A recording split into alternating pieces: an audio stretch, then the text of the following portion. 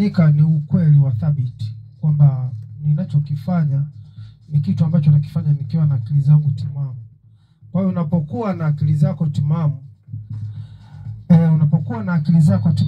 na ukamweleza mwenzako ukweli kuhusiana na hilo kwamba bwana, mimi nina watoto nishazaa au nishaolewa, nina ndoa nyingine. Haya ni masuala ambayo yanatakiwa uyaweke wazi.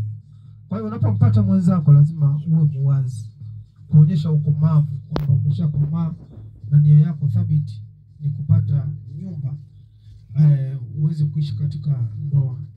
Sasa pale unapokuja kumdanganya mwenzako kwamba niliona kwamba siwezi kukwambia kwa maana kwamba ungefanya ungeghaili, huo tayari ni udanganyifu. Kama ninavyosema, tunapoingia makubaliano maana yake huo ni mkataba.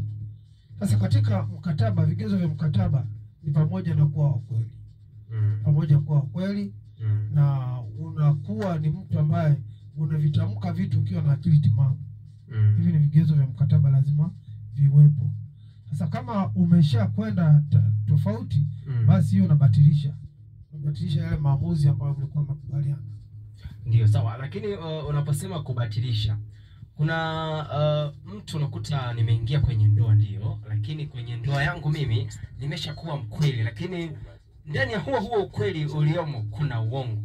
Labda nimesema mimi nina mtoto ndio, lakini sina mtoto mmoja.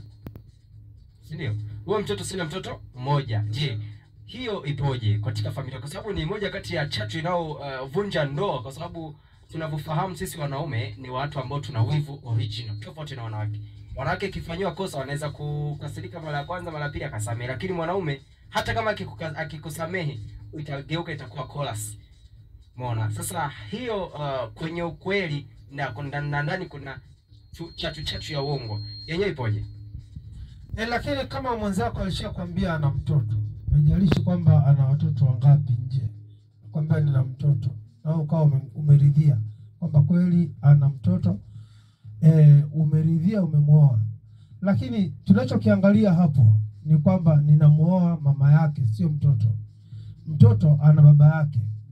Sasa kwa utaratibu, kama umekubali kwamba nakuoa lakini itakuwa utaendelea kuwa naye kama mlezi wa mtoto, hayo ni makubaliano yenu.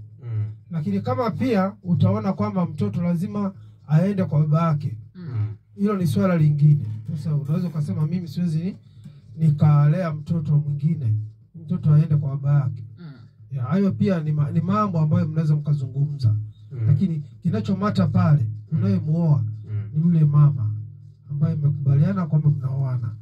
Sasa inapokuja kujitokeza kwamba alikuwa na watoto wengine, hilo sio jukumu lako. Sasa sio jukumu lako wewe uliyemuoa. Sasa ni jukumu la yule aliyemzalisha wale watoto. Watoto wana baba yao. Kwa hiyo watoto kama wana baba yao, basi baba yao ana jukumu la kuwalea wale watoto.